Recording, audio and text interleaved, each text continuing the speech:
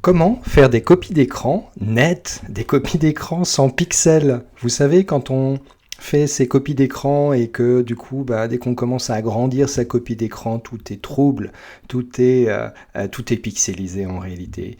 Donc, généralement, à partir d'un écran qui, par exemple, est une feuille Excel, ce qui m'intéresse, c'est de saisir, c'est de copier cette partie-là. Ce que je vois chez mes clients, dès qu'on agrandit leur copie d'écran, c'est ceci, c'est-à-dire quelque chose de pas très propre, alors que c'est assez simple de faire cela. Et vous voyez, si je vous remets la version précédente, donc à gauche c'est pixelisé, à droite ça n'est pas pixelisé. Alors, comment faire des copies d'écran toutes nettes comme celle de droite? Écoutez, c'est assez simple. Je vais vous expliquer comment.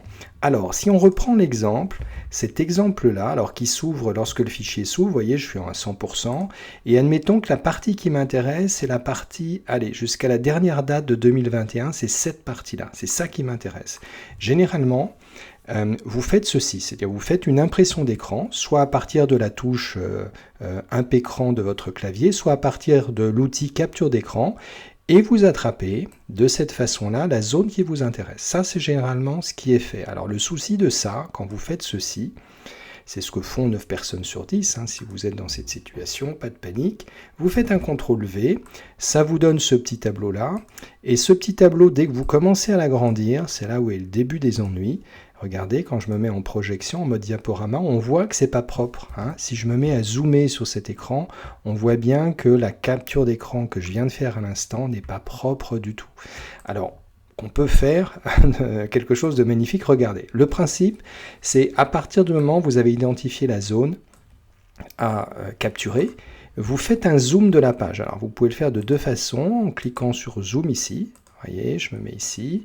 Alors, je vais sélectionner la zone qui m'intéresse, c'est jusqu'à ici. Donc, je peux, je descends ici, je vais remonter un tout petit peu là. Voilà, ça c'est la partie qui m'intéresse. Donc, je peux faire une impression d'écran ou outil capture. Je sélectionne la zone qui m'intéresse, c'est-à-dire cette zone ici. Voilà.